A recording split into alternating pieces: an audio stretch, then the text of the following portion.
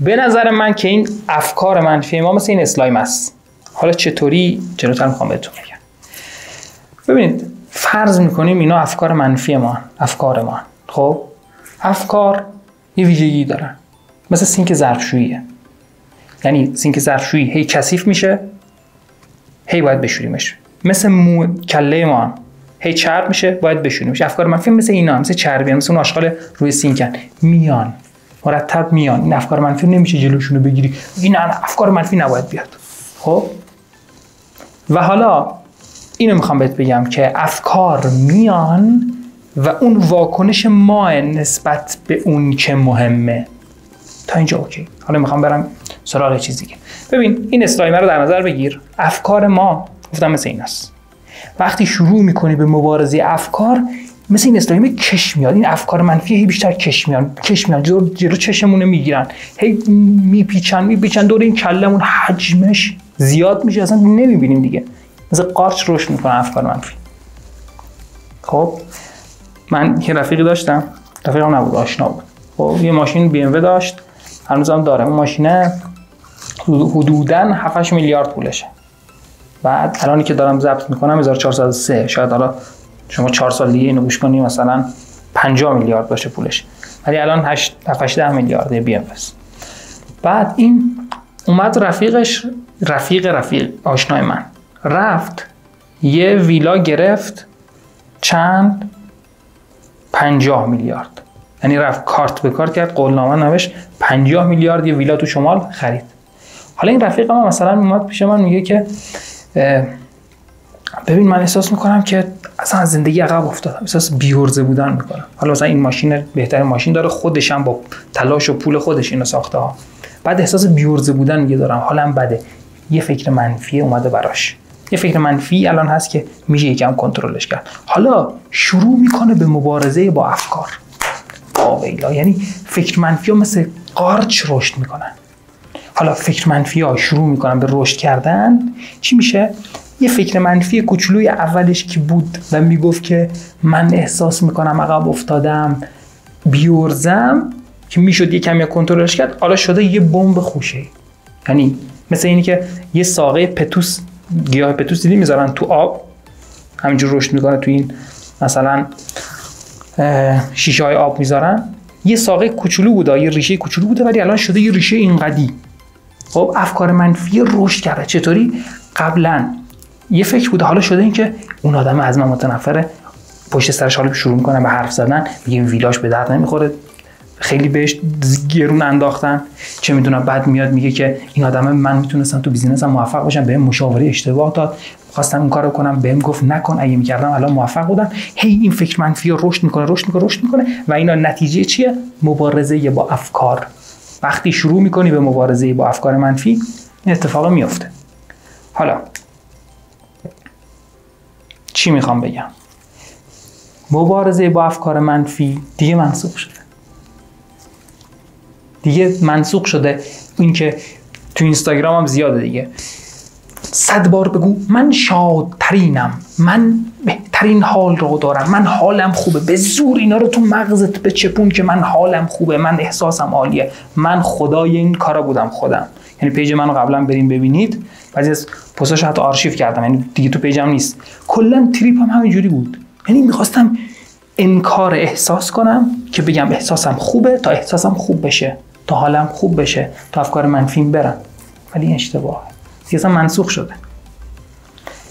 ببین مشکل مبارزه افکار اینه، زور میخوای بزنی فکر منفی نیاد، زور بزنی که فکر منفی نیاد و اتفاقا اون با قدرت بیشتری میاد. چرا؟ چون مثل اینه که تو 4 نفرین میخواین برین دعوا با 50 نفر. آقا تو 4 نفر 3-4 تاش هم بزنین، خب ولی اون 45 نفر دیگه میاد نابودت میکنه. شاید اولش یکم موفق باشی تو مبارزه، ولی بعدش میاد پدرتو در میاره. بهترین کار چیه؟ بهترین تکنیک خنثی کردن افکار منفی چیه؟ پذیرش و مشاهده افکار. من کاش اینو 5 سال پیش میدونستم. اینقدر مبارزه با افکارم نمی‌کردم. حالا بذار بهت بگم. خب ببین وقتی شروع می‌کنی به پذیرش افکارت، خب دیگه زور نمیزنی. یه کارگاهی ما داشتیم، یه خانمی اونجا از من پرسید که آقا من هر موقع بهم میگن که تو باید جلوی افکارتو بگیری، اصلا دیگه بدتر عمل میکنم، اصلا خوشم نمیاد این فشار و اون زوری رو که باید هی بزنم، اصلا ولش میکنم بعد این مدتی. گفتم آره دقیقاً همینه. خب باید تو بپذیری، به جای اینکه زور بزنی افکار منفی نیاد، افکار منفی نیاد، بپذیر، مشاهدهشون کن. حالا میدونم که خیلیاتون میگید بابا این مشاهده افکار یعنی چی؟ اینم افتاد. خیلیاتون میگید آقا این مشاهده افکار یعنی چی؟ من خودم هم ببین اولش که اینو یاد میگرفتم، یعنی بقیه بهم میگفتن و آموزش میدیدم، اصلا نمیفهمیدمش، چون کمی سخت میگفتن. برای همین اومدم اینجا به ساده ترین شکلی که میتونم میخوام بهتون بگم. خب قبل از اینکه برم سراغش و میخوام توش با چند تا عکس و تصویر بهتون نشونش بدم، خب قبلش بگم یه وبیناری ما میخوایم بذاریم رایگانه. الان که دارم این ویدیو رو ضبط میکنم 26 شهریور 1403 هست. تا آخر مهر ماه میخوایم برگزارش کنیم. و اگه تو این ویدیو رو داری بعد از این تاریخ مثلا تا آخر مهر 1403 میبینی، توی گوگل این چیزی که میگم سرچ کن. مشاهده افکار مصطفوی تو گوگل سرچش کن. سایت من میاد، حالا یا توی آپارات میتونی ویدیو رو ببینی یا توی سایت خودم یه مقاله هست، تو اون مقاله این ویدیو رو میتونی ببینی، این وبینار رو میتونی ببینی. اونجا مفصل این مشاهده افکار رو باز کردم. بابا کلید این که حالت خوب باشه اینه که این مهارت رو یاد بگیری. حالا بریم سراغ این که یکم توضیح بدم این مشاهده افکار چیه. بفهمیش قشنگ میتونی پیادهش کنی.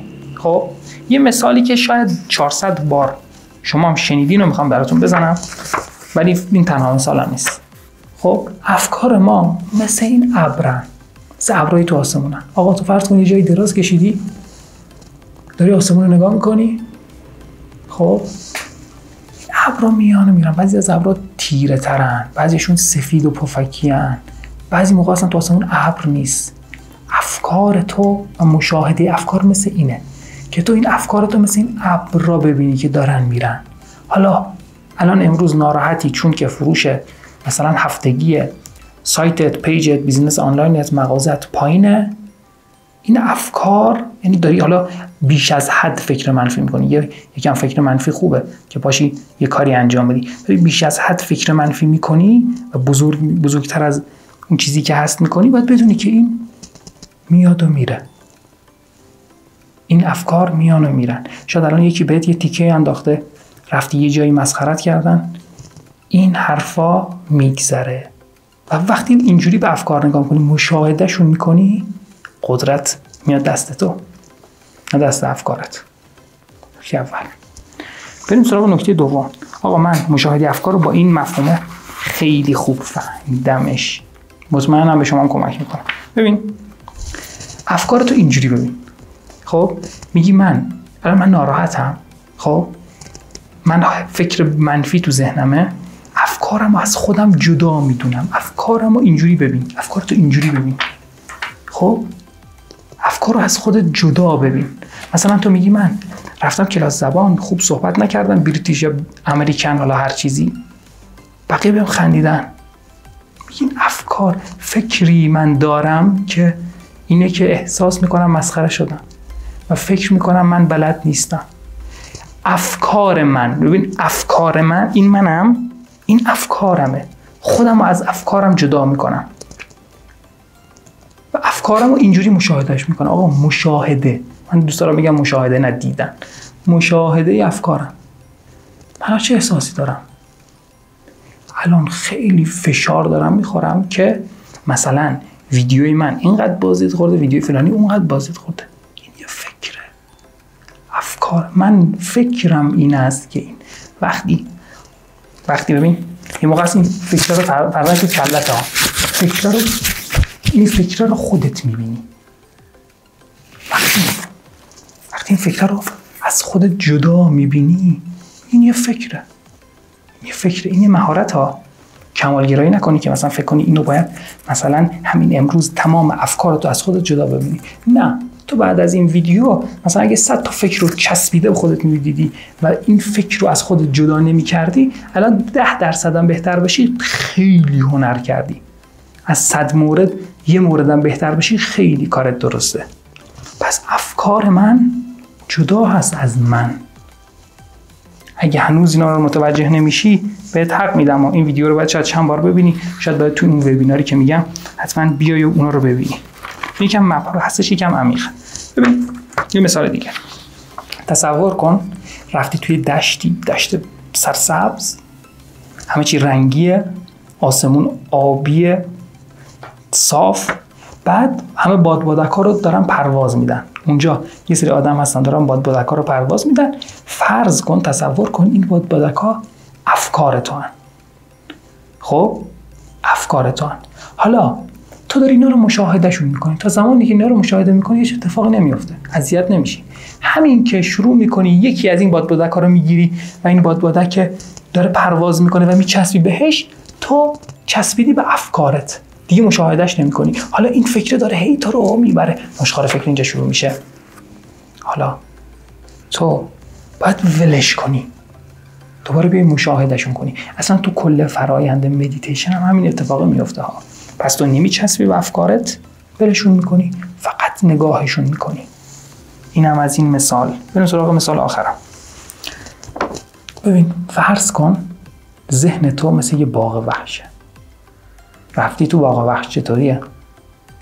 اونجا یه قفس شیر میبینی،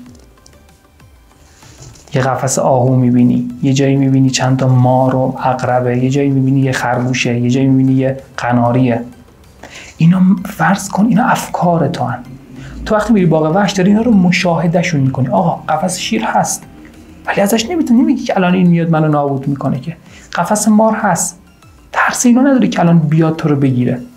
وقتی مشاهده میکنی افکار تو، فکر منفی ها رو، کینه ها تو، اون نفرتی که از یه نفر داری، فقط مشاهدهش میکنی، اون نفرت آب میشه، اون نفرت میره تو قفس، اون حال بده میره تو قفس، اینجوری فکرات خنثی میشن. ولی وقتی شروع میکنی به مبارزه کردن، واسه اینه که آقا بری در قفس شیر رو باز کنی، بری بگی من میخوام پدر این شیر رو در بیارم. آقا چی کارش داری؟ مبارزه کنی پدرت در میاد. مشاهده کن. میدونم هر کسی تا آخر ویدیو نمیاد. ممنون که تا اینجا اومدی. اولا نکته دوم اگه متوجه کامل نشدی من چی گفتم، اصلا عیبی نداره، من خودمم بعد مدت ها خوندن و اینا فهمیدم، ولی من میخوام اینو خیلی ساده ترش کنم که مفهوم مشاهده افکار رو بگیری. اگه اینو بگیری، بفهمیش، بره تو وجود درونی بشه، این قضیه خنثی کردن افکار منفی 80% من میگم رفتی جلو. حالا یه وبینار رایگان من گذاشتم، پیشنهاد میکنم یا اونو بیای آنلاین ببینی، یا اگه این ویدیو رو خیلی مدت زمان زیادی گذشته که داری میبینی، توی گوگل سرچ کن مشاهده افکار مصطفوی. حالا اون سایت من یا ویدیویی تو آپارات میاد، اونجا اونو ببینش حتما. و میخوام بهت بگم که دنیای درون خیلی دنیای عجیب و جذابیه. اگه شروع کنی به خودشناسی، شروع کنی به شناختن خودت و شروع کنی به خودت ساختن و خودسازی، اصلا زندگیت اینقدر کیف میکنی، اینقدر لذت میبری، اینقدر حال میکنی که دیگه مشغول خودت میشی و اون موقع است که تازه معنای زندگی تو میفهمی. مرسی که تا اینجا بودی. خدا نگهدارت.